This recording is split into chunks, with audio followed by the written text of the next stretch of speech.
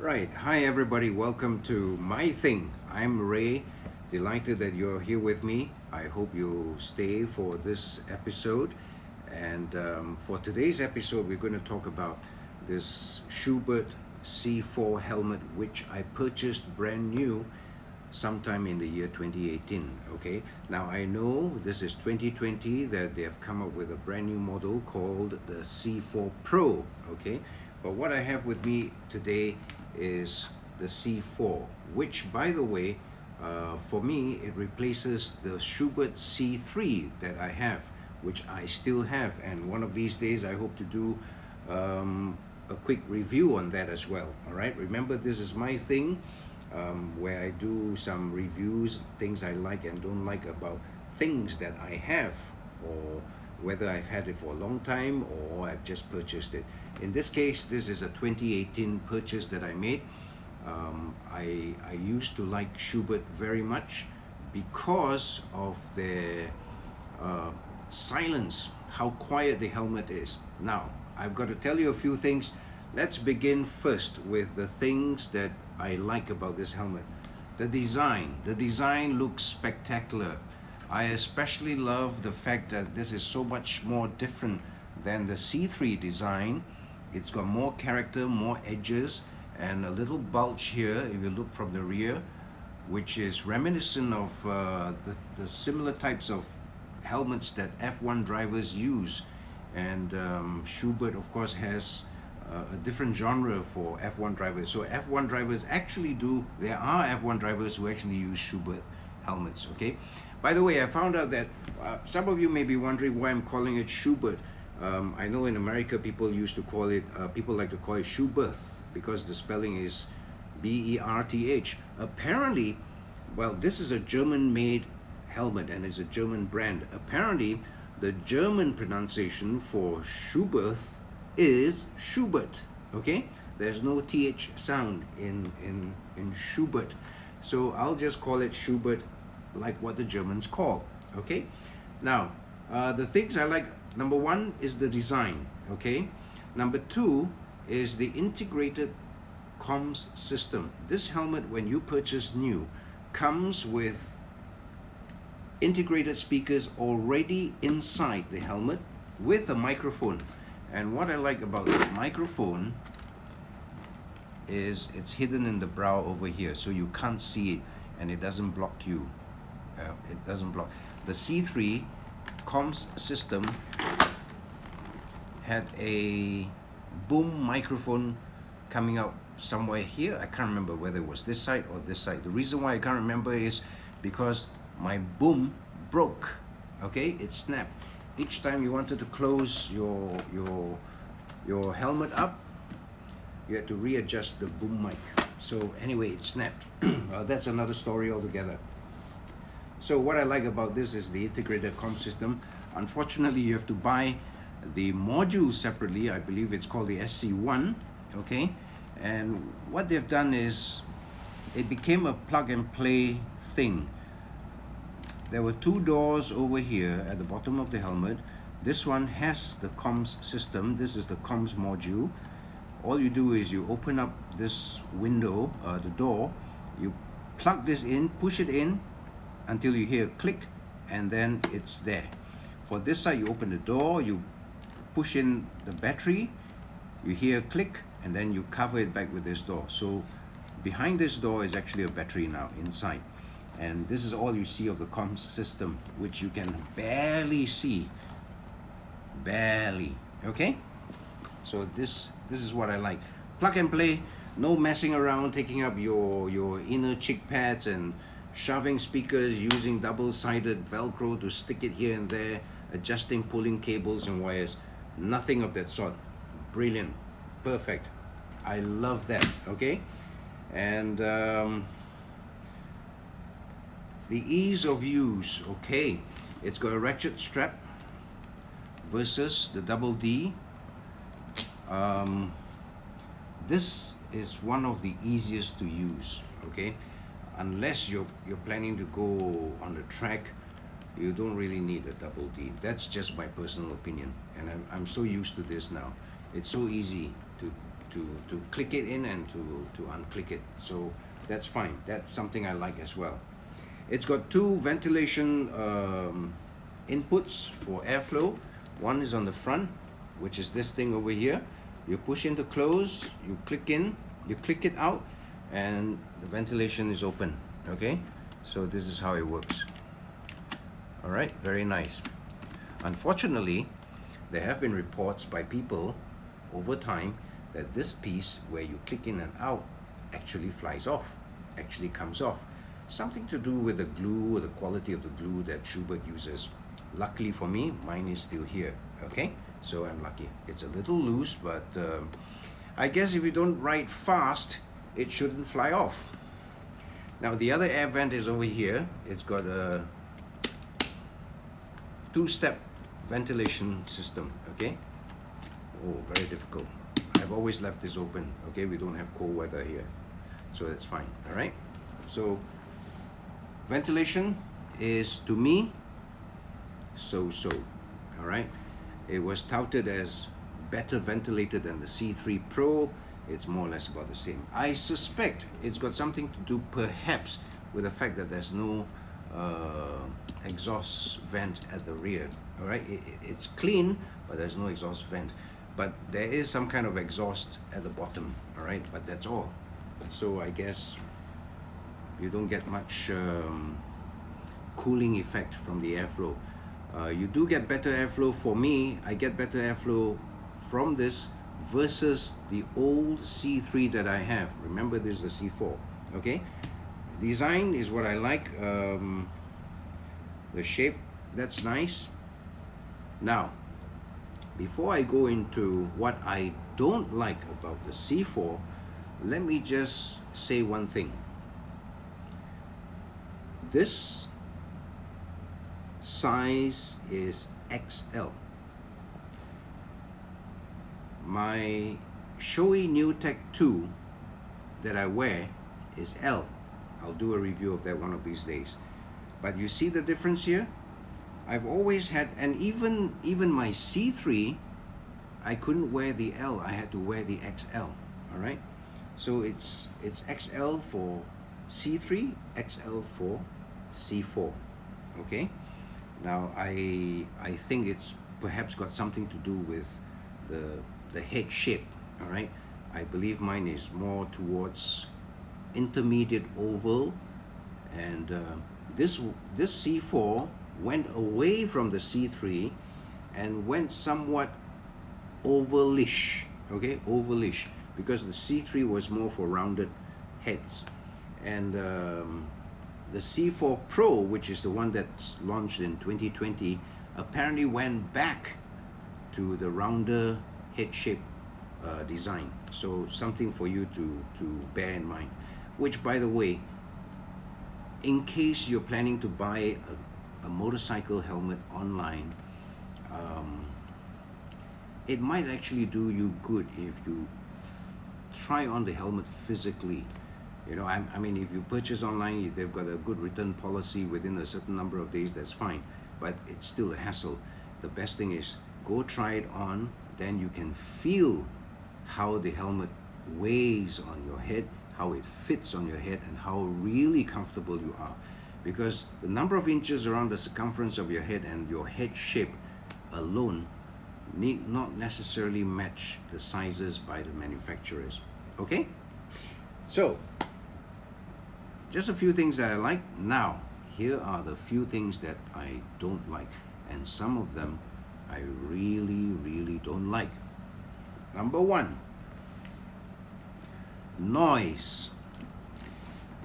This helmet, according to Schuberth, when they launched it, was supposed to be as quiet, if not quieter, than the C3. C3, mind you, okay?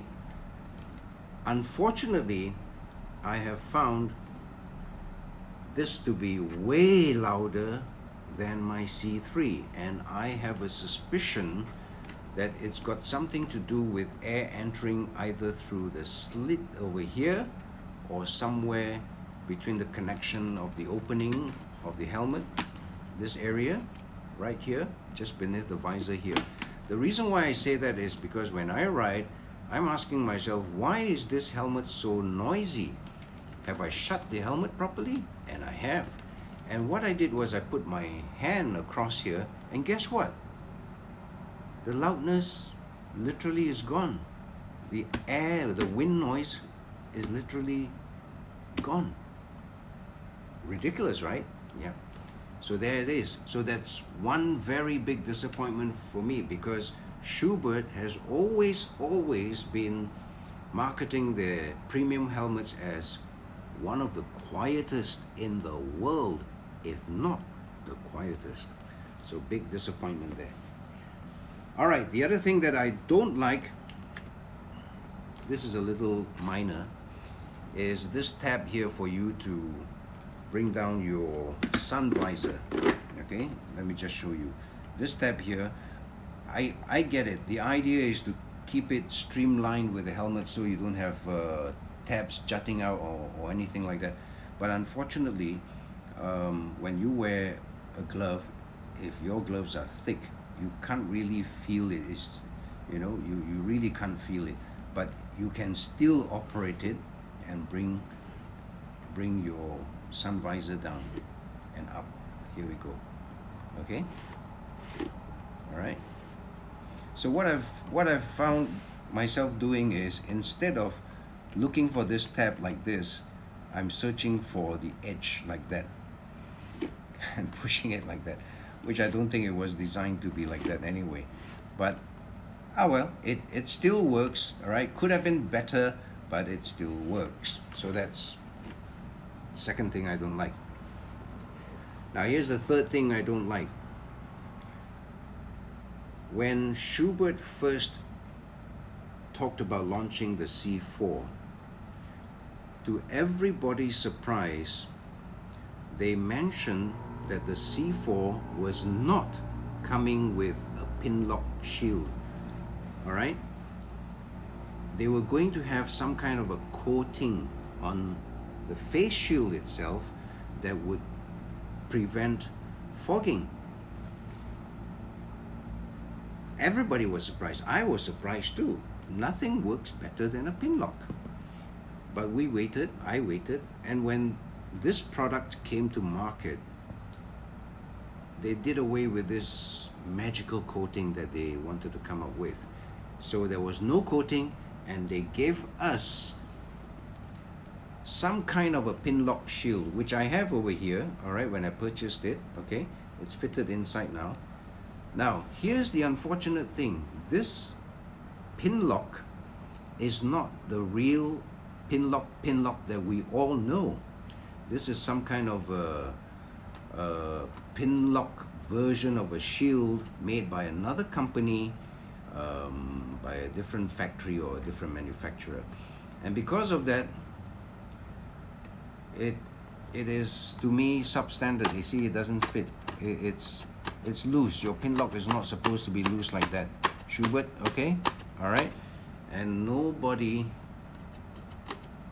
from the dealer said, hey, I know later on they came up with pinlock, the original pinlock, but nobody from the dealer said, hey, we've got the original pinlock for you now, you can replace it. This was a big fail to me, okay? It just moves around like that. To be fair, it doesn't fog up that much. I've not had major fogging, although I've had some, and I believe that if it had come with an original pinlock shield, there wouldn't be any fogging at all. Okay, so that's very bad to me. Now the other thing is, Schuberth always says that their windshield is watertight. Or okay, maybe they didn't say it's watertight. It wouldn't let water in. Now, from my experience, from day one, riding in the rain for the very first time with a brand new Schuberth C4 helmet, water started streaming down from around here into the inner part of the visor. Okay, that to me is a fail. To put it in perspective, the C3 that I had 2 rides in the rain, no water came in. But on the third rain ride, water started coming in and it never stopped coming in. Okay, which brings me to this point. Any motorcycle helmet manufacturer that tells you that their visor is watertight, water will not come in from the inner side of the visor, is bollocks. Why? Because here's my theory. Whatever materials they use, all motorcycle helmets have some kind of a flex. If you have some kind of flex on your material, there is no way that you can make it watertight around here. You may strengthen it with thicker rubber or what have you. Eventually it is going to give way. Okay, so that's the other thing. All right, now here's the unfortunate part. They've come up with the Schuberth logo here. It's something which is stuck on or pinned inside, and guess what, it was on both sides, and this one has disappeared. I have no idea where it went. It must have dropped off. Why bother to have something that you can stick in if it's going to drop off anyway? So now it looks imbalanced. All right, so that's something I don't like either. The other thing I don't like is Schuberth, for one reason or other. By the way, you can see Schuberth is written at the side. Okay, Schuberth C4. The C4 range, when it first came out, was the first ever Schuberth helmet to not carry the Schuberth brand name across the front of the helmet. I do not like that.